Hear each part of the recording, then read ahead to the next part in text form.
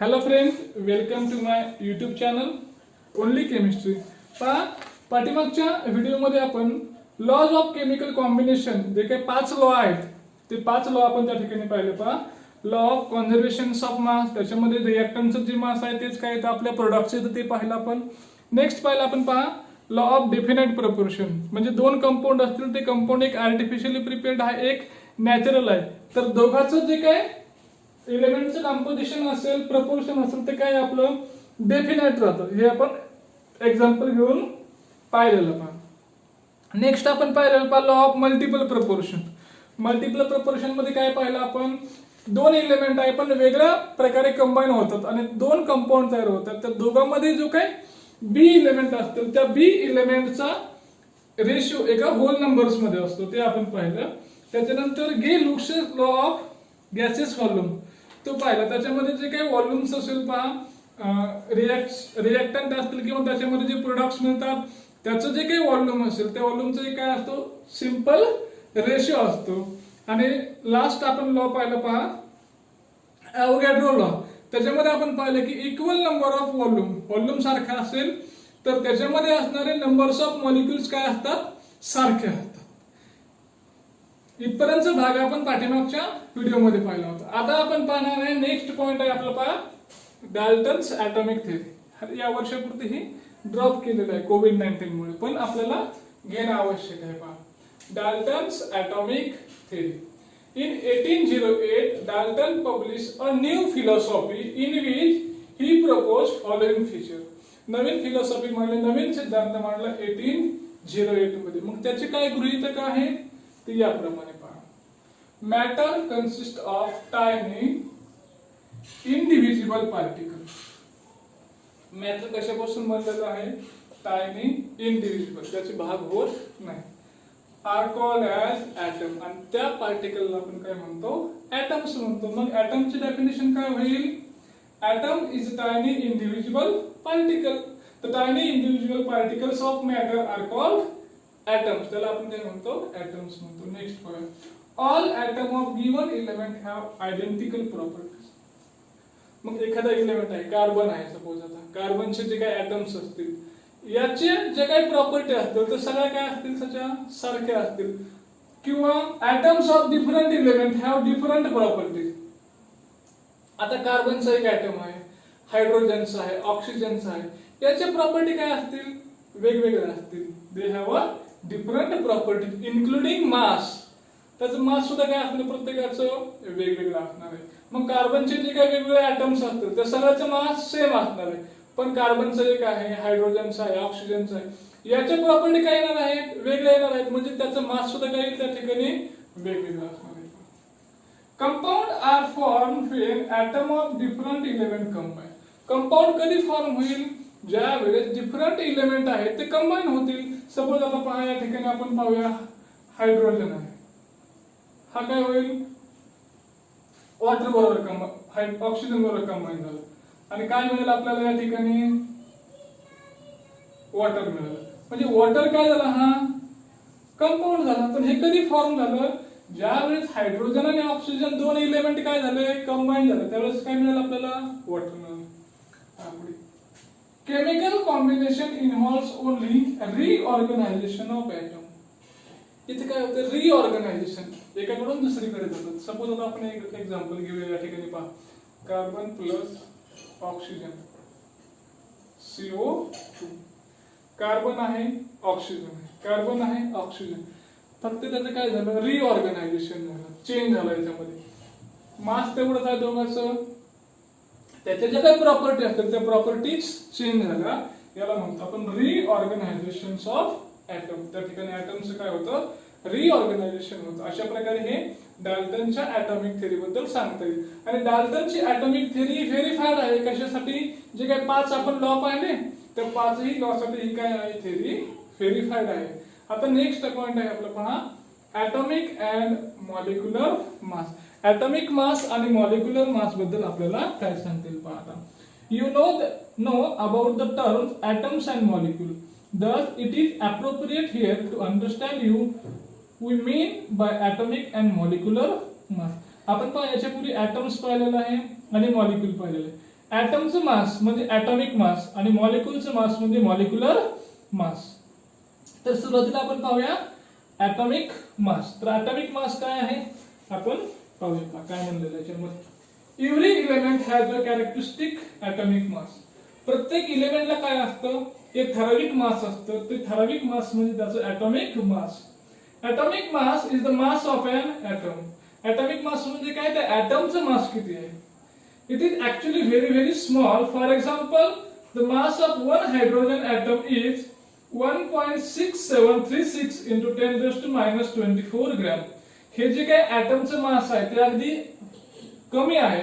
आणि किती आहे ते, तर एक्झाम्पल मध्ये आपण हायड्रोजन घेतलं तर हायड्रोजनचे किती आहे पहा, 1.6736 into 10⁻24 ग्रॅम, म्हणजे खूपच कमी आहे पहा. This is a very small quantity and not easy to measure. ही जी काही क्वांटिटी आहे ती खूप लहान आहे आणि ही मोजणं सुद्धा अवघड आहे पहा.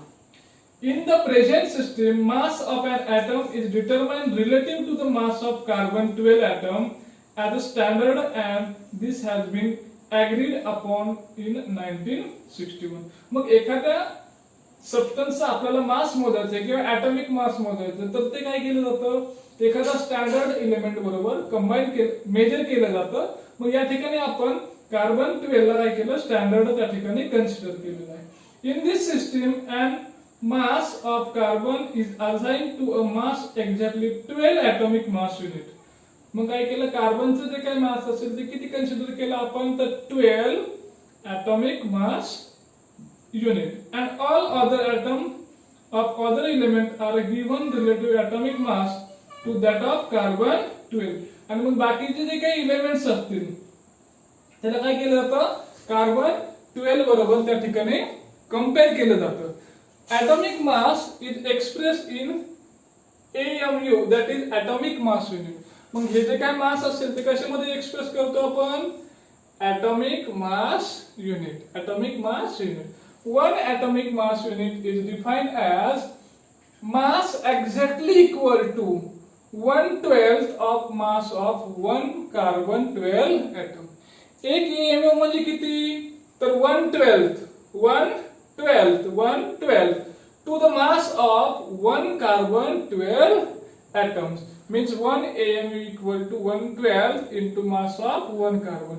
एका कार्बनचं मास किती आहे, तर 1.992648 into 10⁻23 gram, which is equal to, हे सॉल्व केलं आपण तर येतो 1.66056 into 10⁻24 ग्रॅम. म्हणजे एका AMU ची व्हॅल्यू किती आहे, एवढी व्हॅल्यू त्या ठिकाणी आहे. रिसेंटली AMU म्हणजे हे atomic mass unit is replaced by unified mass unit.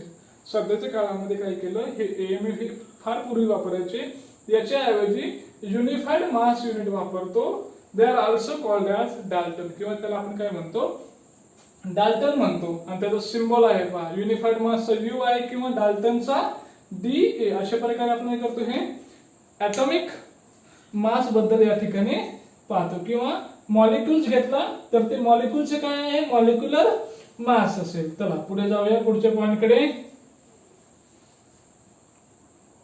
पहा नेक्स्ट पॉइंट आहे आपला आता ऍव्हरेज ऍटॉमिक मास. जो काही आपल्याला आपण पाहिलं काही एलिमेंट काय होतात आयसोटोपच्या फॉर्म मध्ये असतात.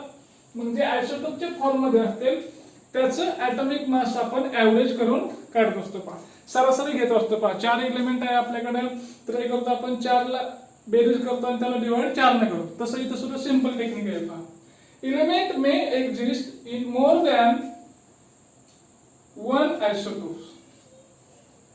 म्हणजे एलिमेंट तोच आहे, फक्त वेगवेगळ्या फॉर्म मध्ये तो आपल्याला दिसतो. Isotope having different atomic masses. त्या आयसोटोपचं ऍटॉमिक मास काय असतं, डिफरन्स असतं. आयसोटोप म्हणजे ज्याच्यामध्ये काय असतात, same number of proton. Proton same असतात but different number of neutron.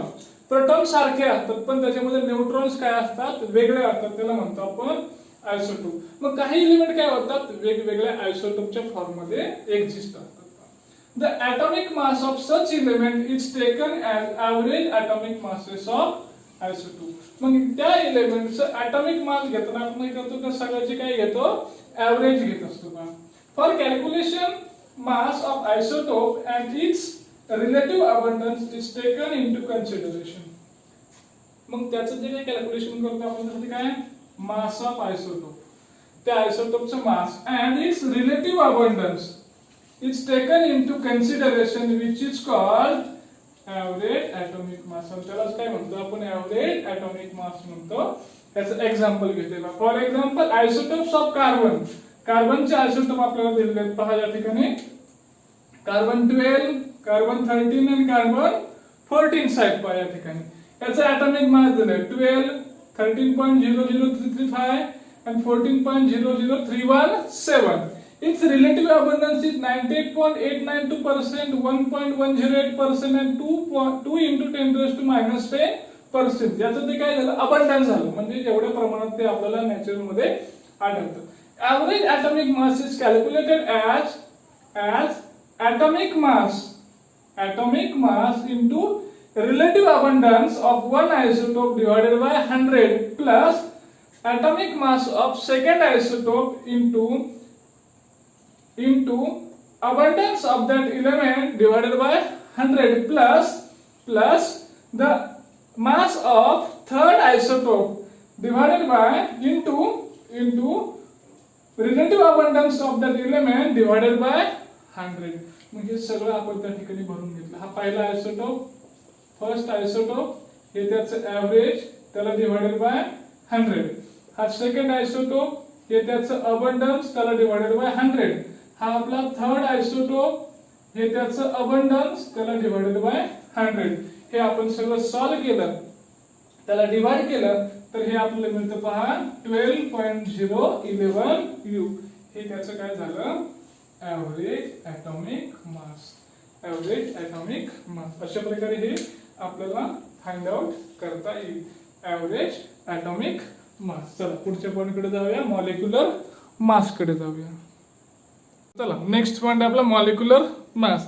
आपण याच्या आधी ऍव्हरेज ऍटॉमिक मास पाहिलं, आता पाहूया मॉलिक्युलर मास. मॉलिक्युलर मास म्हणजे काय आपण पाहूया. मॉलिक्यूल कधी तयार होतो आपला, ऍटम्स कंबाईन झाले की मॉलिक्यूल तयार होतो. मग त्या दोन ऍटमचं ऍटॉमिक मास म्हणजे काय झालं त्याचं मॉलिक्युलर मास. पाहूया आपण डिटेल्स मध्ये. पहा मॉलिक्युलर मास इज द सम आहे कशाची average atomic masses of the atom of element. त्याच्यामध्ये कोणते कोणते ऍटम्स असतील त्या ऍटमची काय आहे ऍव्हरेज ऍटॉमिक मास आहे त्यांची बेरीज, विच कन्स्टिट्यूट द मॉलिक्यूल. त्याच्यापासून काय तयार झालं आपला मॉलिक्यूल तयार झाला, त्याची काय आहे ही बेरीज आहे. Average atomic masses of the atom of element म्हणजे सपोज आता काय आहे आपला या ठिकाणी कार्बन डायऑक्साइड आहे बरोबर. तर याचे कोणते ऍटम्स आहेत तर कार्बन आहे आणि ऑक्सिजन आहे. या दोघांचं ऍटॉमिक मास आणि त्याची काय करायची आपल्याला बेरीज करायची, त्याला म्हणतो आपण मॉलिक्युलर मास म्हणतो. Molecular mass of a substance is the mass of one molecule of that substance relative to the mass of one carbon 12. मग ते कोणाशी स्टँडर्ड केलेलं आहे तर वन कार्बन ऍटम बरोबर ते रिलेटिव्ह केलेलं आहे. आणि ते कसं काढतो आपण सम घेतो कोणाची average atomic mass of that element. It is obtain by, कसं कॅल्क्युलेट करायचं आता, it is obtain by multiply करायचं म्हणजे त्याला गुणायचं, त्याला गुणाकार करायचं, त्याला multiplied by average atomic masses of each element by the number of its atom and adding them together. म्हणजे जेवढे ऍटम्स असतील त्या ऍटमचे काय असेल ऍव्हरेज ऍटॉमिक मास, ऍटमचे average atomic mass multiplied by its number. म्हणजे दोन कार्बन आहेत तर कार्बनचं मास किती येईल मग 12 आणि दोन कार्बन आहेत 12 into 2 किती 24 असेल ते. किंवा दोन ऑक्सिजन आहे, एका ऑक्सिजनचं 16 आहे 16 into 2. किंवा एकच आहे हायड्रोजन तर 1 into 1 ते त्याचं काय झालं मास झालं. आणि मग त्याची काय करायची परत बेरीज करायची adding them together. For example घेऊया आपण. पहा molecular mass of carbon dioxide CO2 molecule आहे. पहा कसं शोधतो आपण, त्याचा number multiplied by average atomic mass. किती आहे कार्बन या ठिकाणी 1 आहे, घेतला 1 is multiplied by average atomic mass of carbon, कार्बनचा ऍव्हरेज ऍटॉमिक मास घेतलं प्लस सम आहे इथे पहा पहिला आपण सम आहे प्लस किती काय ऑक्सिजन आहे 2 त्याचा average atomic mass of oxygen मग 1 आहे कार्बनचा आहे 12 प्लस 2 ऑक्सिजन किती आहे 16 12 प्लस 32 इक्वल टू 44 युनिफाइड मास किंवा H2 जे घेऊया आपण एक्झाम्पल पहा अजून एक ठिकाणी सेकंड घेऊया H2 हायड्रोजन आहे पहा किती हायड्रोजन आहे आपल्याकडं 2 हायड्रोजन आहे multiplied by average atomic mass of that hydrogen किती आहे ते 1 आहे किती आहे ते 1 आहे प्लस किती आहे ऑक्सिजन 1 आहे किती ऑक्सिजनचं 16 आहे मीन्स 2 प्लस 16 इक्वल टू 18 त्याचं काय झालं हे युनिफाइड मास किंवा अजून आपल्याला एक्झाम्पल घेता येतील पहा या ठिकाणी आपण घेऊया